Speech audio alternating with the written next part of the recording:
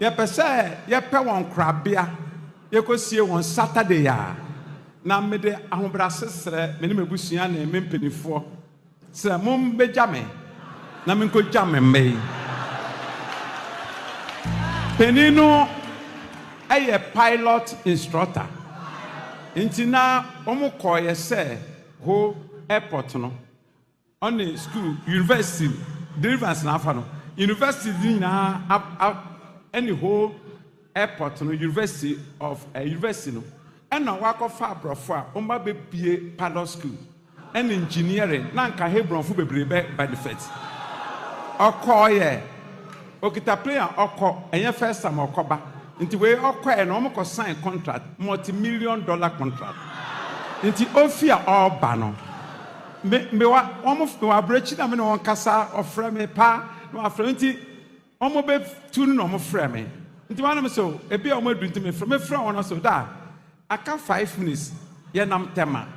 hwempo ano okwe na hwɛ anayaw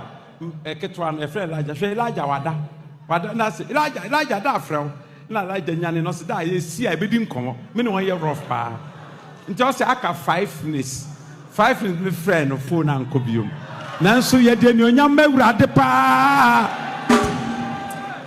inti me pam chaw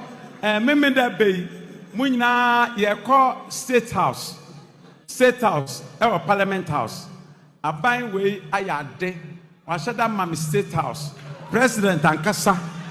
abem emma wa my state house free CMA program no ho inti ya yese the buses basisi ha ena sapema first ye kan say ye call sapema ho ya sesa no me sramo momra me jame na me jame ba no na me nja won kwan fefefe afi ne kura no nyame ihira mu nyina na me ka kira mo se bra esuafo no bompai no otwa James ti na mo bompai but edu bre no otwa James ti no o manya mpabo o mo toa mpabo no so nti na wotwe ye be ye betoa mpabo so na ne dan se me preaching che me ko omo Trump aboso BBC ye Trump aboso na wotwa be BBC Nyankopon hira mo